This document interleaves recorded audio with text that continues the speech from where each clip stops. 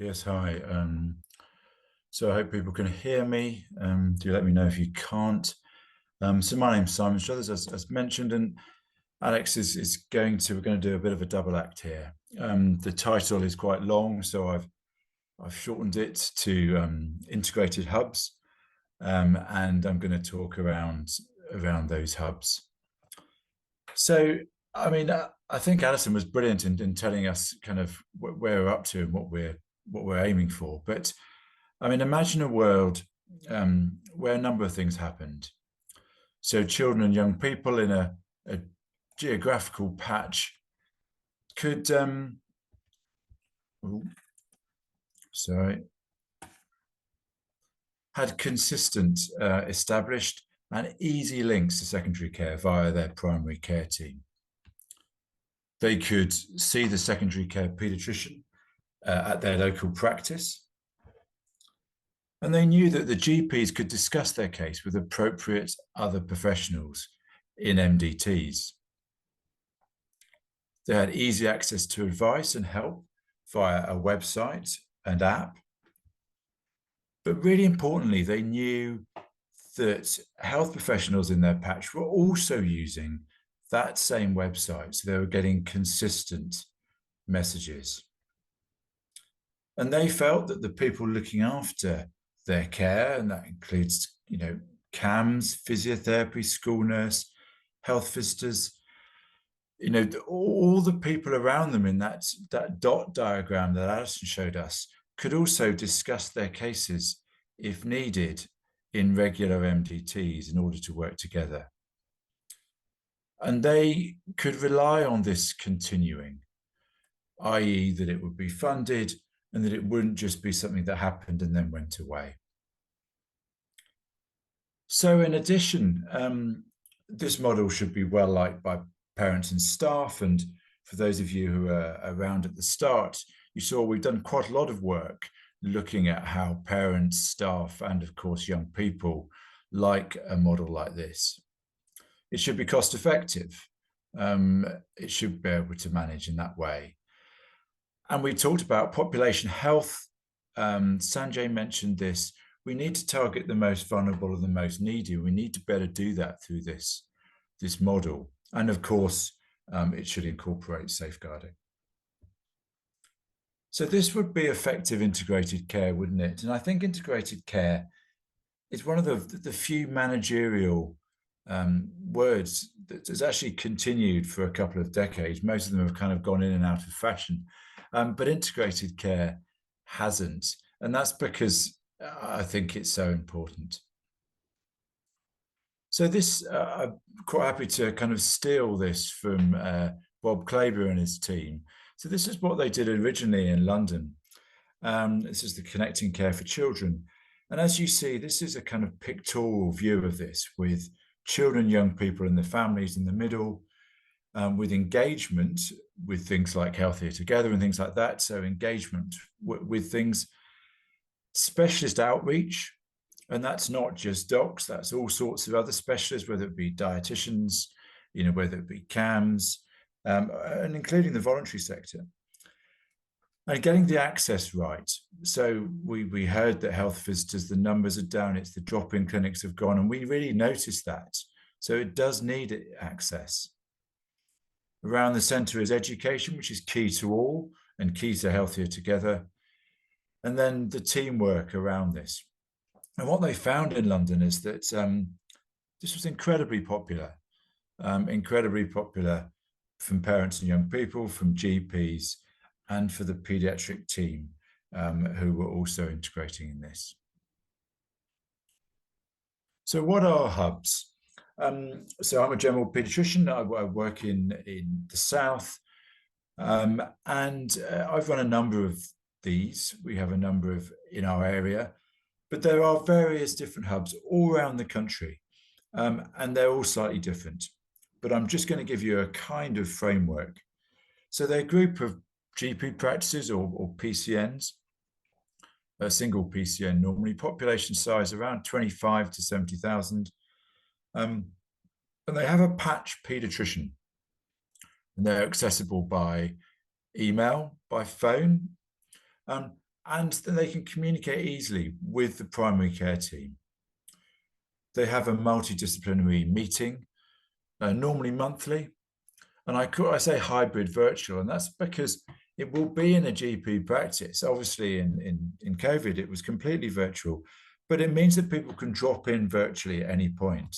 So people can drop in just to chat about a case, or just to ask an opinion from someone around the room. And the education is both ways. This is certainly not a pediatrician sits there and talks, for half an hour about asthma.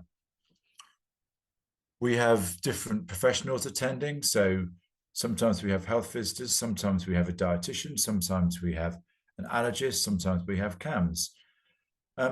In some of these hubs, unfortunately not in mine, they are able to look at the data and look at the top 5 attenders in that practice where they're at. And that you exclude obviously things like immunization, but you can see who's attending a lot and whether a small intervention or a visit or whatever will help with that. And then after the multidisciplinary team meeting, or sometimes before, there is a clinic which rotates through the practices in that patch. And that clinic is, we see normally about 6, 7, 8 patients. They are attended by the pediatrician in the GP practice with a GP. And that GP is either a GP who's gradually gathering specialist knowledge or who already has pediatric knowledge, or in some models, it's a different GP in each clinic to kind of spread things around. The cases are often screened by the pediatrician by email over the previous month, and sometimes you give advice, redirect, put in contact with other teams that might be more useful. But what's really key is that healthier together is the common glue. And I now work in A&E in the emergency department, having worked in general pediatrics. I do my community clinics, and healthier together is the common thing that we're giving advice about. And it really helps because we've all got the same set of words, the same information that we're giving by SMS transfer or websites, and it really works. And this is the same little pictorial bit at the bottom there, but just demonstrating the kind of wider integration. And horizontal and vertical integration are less used terms nowadays, but I think they're very good.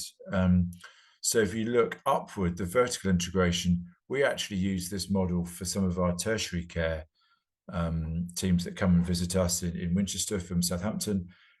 We use this model to ask them questions about cases we have. But if you look at the horizontal integration, the whole idea of this is that you are really trying to use the child as the key point, look at the cases, and then spread it across the different organizations to try and integrate that way. And this, I've never got anywhere near this number of people in MDT. I'm not sure I've got rooms enough to manage that. But Bob Claber in London and some of the other places around the country have managed to get lots of people around the MDT meetings. We've certainly had practice nurses, health visitors, of course, GPs. We've had dietitian, we've had CAMs, occasionally school nurses. We've had medical students. We've had students of all sorts of different groups. We've touched on the voluntary sector, i.e., because it's local, the GPs who often will teach me about what's available in the voluntary sector locally. So that really helps me as a pediatrician. We haven't actually had voluntary sector involved in the meetings, but it can be a bit more tricky, but it's possible. And I suppose what I'm going to do now is ask Alex to give a bit more of a kind of a primary care perspective on this, because she's been working across this kind of work, but as now as a GP. So over to Alex. Thanks, Simon. Can you hear me? Yeah, we can. Yeah. Okay, brilliant. So I work in an area where we're very much at the start of this sort of integrated journey in comparison to Wessex and London. And it's always really inspirational listening to what's available nationwide. And that's why Healthier Together as a programme nationally is so important, because we can learn from each other. So in our area, we're at the start, we've got a paediatric advice line, and we've got Friendly Healthier Together, which is working as that glue. I'm also incredibly lucky to work both as a GP and as a paediatric doctor. So I get to experience that benefit of integrated working and seeing what it's like having a foot in both sides, and gaining that knowledge. And that should be something that's available for all of us. So as GPs, we sometimes very much work in a silo. So paediatricians, in their office, they can turn around to the person next to them, talk about a case they've seen in clinic, a case they're not quite sure. In general practice, sometimes it can be quite isolating. At the moment, the work is really intense. Sometimes it's hard for practices to find time in their day where they can get together and have a coffee and talk about cases they're not sure about. So having that link with paediatricians, with other services, that you can ask questions, because sometimes the referrals that come through to paediatrics don't always need very specialist paediatric care. They just need that extra level of someone that sees children on a day-to-day basis. And we can learn from each other. So like Simon says, that conversation between the GP and paediatricians, you can learn from each other of what's available, what's the best thing for this child. And also for parents, it helps increase that confidence that they have in general practice. So, general practice at the moment isn't getting a great press in the media. It can be difficult, and that morale does affect members in the community. And if they see that we're talking to each other, and also that actually the paediatrician is giving me the same advice that my GP is, then they trust us. They trust them when they see us about something acute. Actually, I can trust what they're saying. I don't need to go to A&E. We're all working together. And also in the current world, a lot of the complaints that we see are not just due to medical problems. A lot of times it's much wider than that.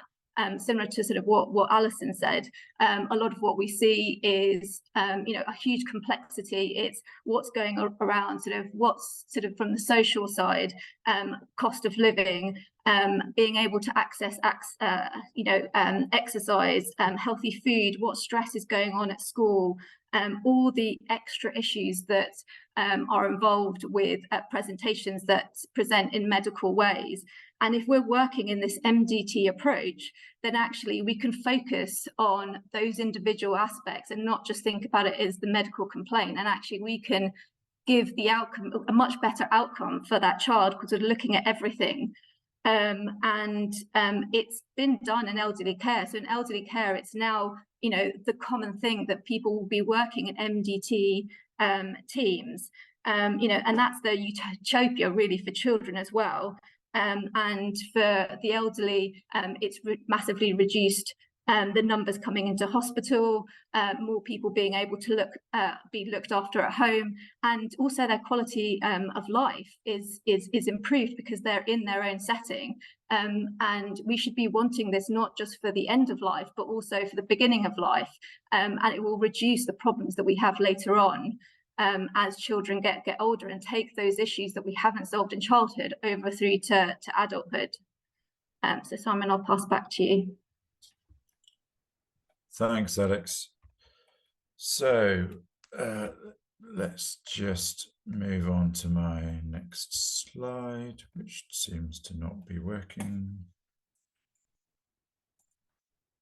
So thank you, Alex, for that. So a bit rosy, but we're not really quite there. This seems very good.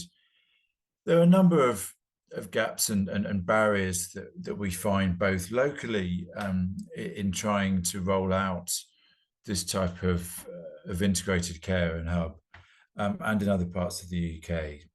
So it's not universal. It seems that this should be a kind of universal way of doing things. It is in lots of parts of the UK.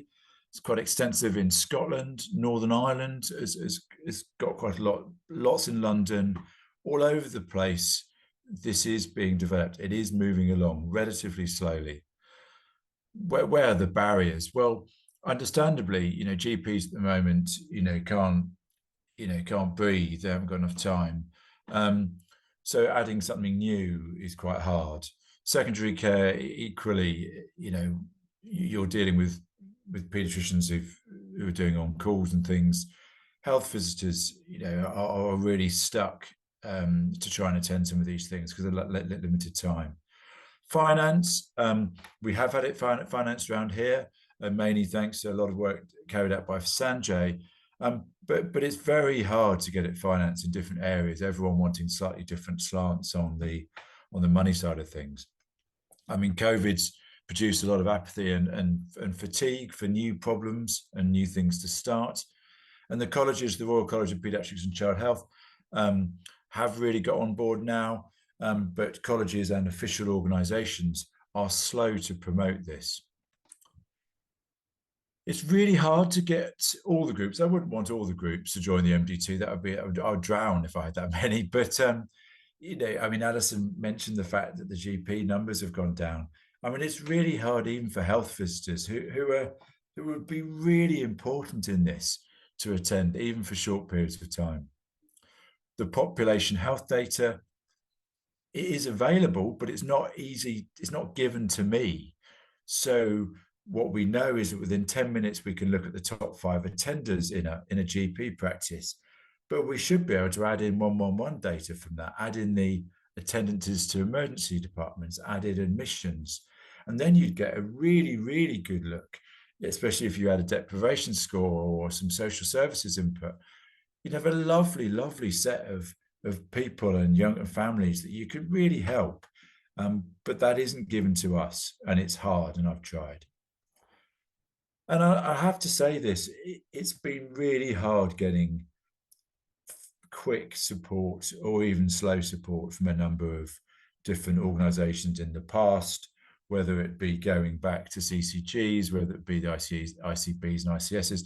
It seems like it's still like pulling teeth, and I know this is in other areas as well. So Alex is going to just briefly give us a chat about some of the barriers that she's noticed. So, and it's interesting, the primary care sort of perspective is very much the same as what Simon is speaking about, and the same with Alison and health visitors. We're all facing exactly the same issues, which is why, once again, that integrated working is important, because if we're all working in our own little areas, facing the same problems, actually, if we're working together and discussing those issues, we're more likely to find solutions of how we can work together. Because the main issues are, 1, funding, 2, time, and 3, motivation. We're all working in really stretched systems financially, and time, all the numbers, like Simon said, sort of GP numbers are going down, health visitor numbers are going down. There's more pressure on voluntary services, and all these, the hubs and advice lines, they all take up time, and that time does need to be funding. There's no extra time within anyone's day to be able to add extra things in, so that does need to be funded. And also the motivation, and that's not that people don't want to work together and don't want to improve healthcare outcomes. It's just that at the moment they're under such pressure. It's hard to see, the wood for the trees. And there's a good picture where that I've seen, that someone is, so there's a group of people pushing a cart that's got square wheels, and next to them there's someone holding a round wheel. And the people pushing the cart with the square wheels are saying, sorry, we're too busy to stop. And it's that thing of, we're all so busy in the system, across the system, and that's whether primary care, secondary care, sort of our local authority, are also squeezed, that sometimes it's hard to stop and actually go, okay, something's not working. We need to look at what can work. And this is where integrated care comes in, because then we listen to each other and see actually what are the problems that we can solve together. Alex, we may need to wrap up in Yeah. the next minute or two. That would be great. Yeah, Simon, I'll pass to you. Yeah, thanks. We are wrapping up. So if I could just get my next slide.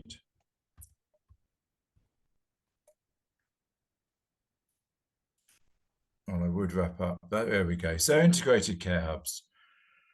I mean, my question really is, shouldn't we all be delivering this everywhere in the UK? We actually should be delivering it not just in paediatrics, and we should be delivering it as is happening in geriatrics and other specialties, but we certainly should be doing this with children and young people. And shouldn't all the ICBs and S's ensure that this is happening in their patch? So that's what I think. We can have some questions and answers at the end. This is a whole load of resources. You know, the top one, there's a whole compilation of hub resources at the Royal College of Paediatric and Child Health site, and various other papers that you see there, one from Wessex and Sanjay, one from London. Those are our emails. I'm certainly happy, as is Alex, for people to email. We've just been commissioned to do a lessons learnt, which should be in the archive soon. And then this is, do take a picture of this. This is quite old now, a number of years old, so it's not up to date. This is a resource about the hub clinic that I do in Andover, which kind of brings things to life a bit. So I'll just leave that for about 3 seconds. 1, 2, 3. And then I'd like to thank you. I'd like to thank Alex for helping me with this, Sanjay and the team for inviting me. And good luck. If anyone wants to go for this thing, do let me know if you do.